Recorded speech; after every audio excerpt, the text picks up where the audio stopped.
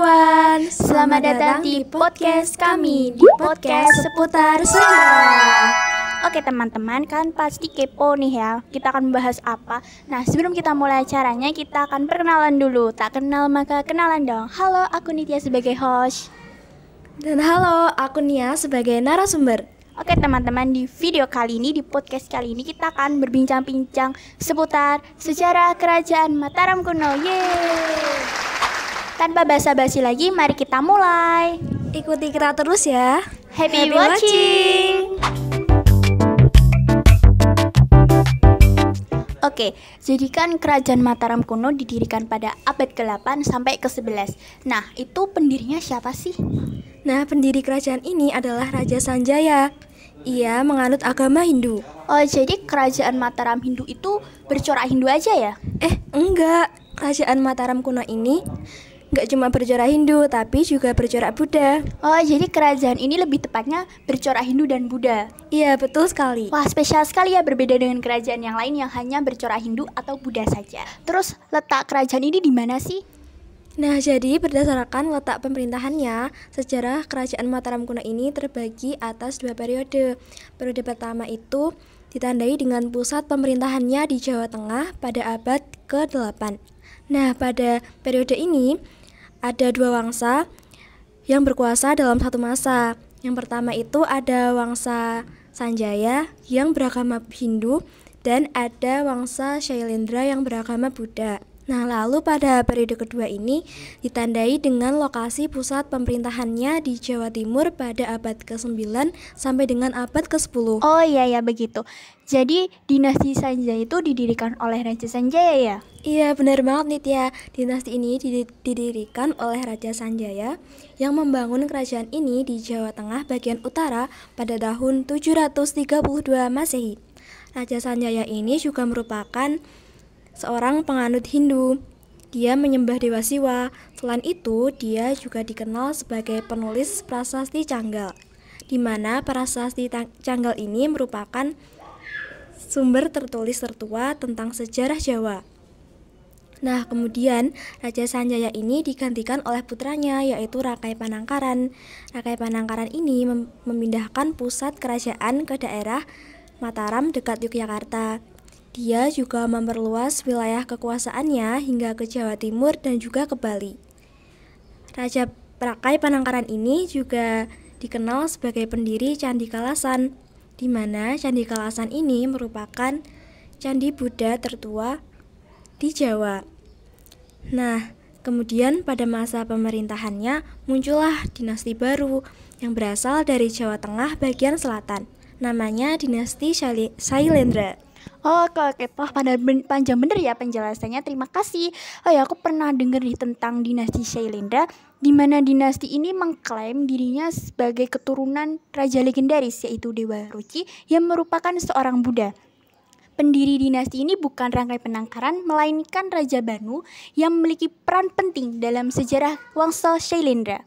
Raja Banu tercatat dalam prasasti Hempran, di mana ia memberikan tanah di desa Hempran sebagai penghormatan kepada Buddha. Nah, dinasti ini terus berkembang di bawah masa pemerintahan raja-raja seperti Wisnu, Indra, Samarutangga, Pramodawardhani, Balaputradewa, dan lain-lain. Dengan pengaruh mereka yang mencapai puncaknya, mereka mendirikan Candi Borobudur pada masa pemerintahan Samarutangga dan Pramodawardhani. Nah, kan kerajaan Mataram kuno pernah diserang oleh kerajaan Sriwijaya. Apa sih alasan dibalik itu? Iya, benar banget. Jadi, kerajaan Mataram kuno ini diserang oleh kerajaan Sriwijaya karena adanya permusuhan di antara kedua kerajaan tersebut.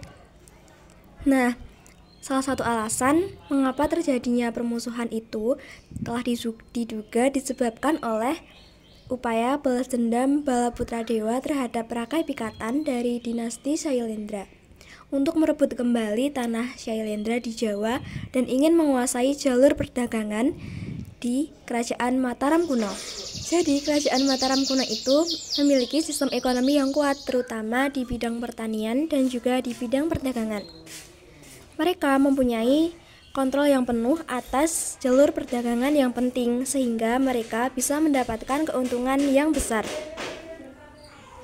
Oh begitu ya. Terus bagaimana sih kehidupan masyarakat pada kerajaan Mataram kuno? Apakah mereka memiliki toleransi yang tinggi?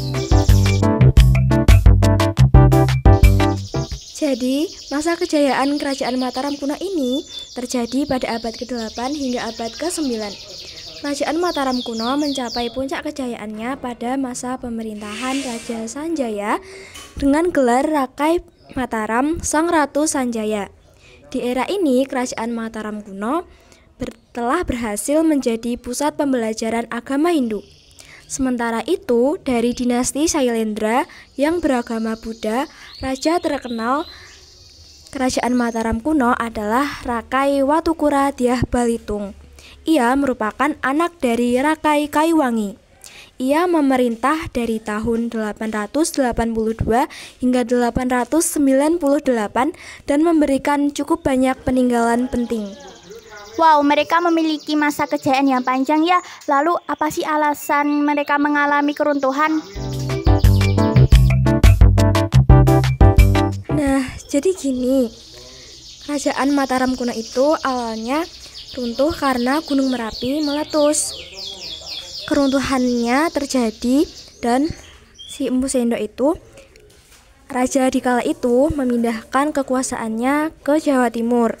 Namanya pun juga diubah menjadi Kerajaan Medang Kamulan. Nah, kerajaan ini resmi mengakhiri Mataram kuno. Kerajaan Medang dipimpin oleh keturunan Empu Sendok yang yaitu dinasti Isyana. Baiklah teman-teman, karena kita tadi sudah membahas tentang asal-usul, kehidupan, kejayaan, dan keruntuhan, sekarang kita akan membahas tentang peninggalan-peninggalan kerajaan Mataram kuno. Yang pertama kali akan saya bahas yaitu Candi Peninggalan Kerajaan Mataram kuno. Saya akan mengambil satu contoh yaitu Candi Borobudur. Candi Borobudur diperkirakan dibangun pada abad ke-8 pada saat pemerintahan dinasti Shailendra. Dinasti Shailendra menganut agama Buddha Mahayana. Oleh sebab itu, pembangunan Candi Borobudur dilakukan oleh penganut agama Buddha Mahayana secara bertahap. Iya, betul banget Nitya. Selain Candi Borobudur, ada juga Candi Prambanan, Candi Kalasan, Candi Pawon, Candi Sewu, Candi Pelaosan, Candi Dieng, dan lain sebagainya. Keren banget. Terus apa aja sih prasasti peninggalan kerajaan Mataram kuno? Apakah mereka punya prasasti yang penting? Yaps, benar banget Nitya.